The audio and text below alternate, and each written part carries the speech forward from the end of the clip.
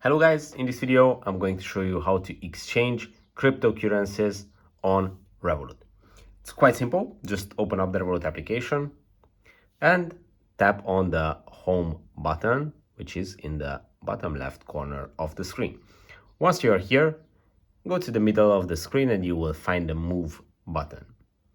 Now, when you are in this tab, you can select your currency account, let's say a US dollar account, and then you can go down to cryptos, open see all, and you can either use the search or just find the crypto that you would like to exchange, and you can select it and you can exchange. You can also exchange between different cryptos. So maybe I want to exchange Ethereum to Bitcoin, and you can just select the amount and exchange it. It's quite simple. If this video was helpful for you, subscribe for more.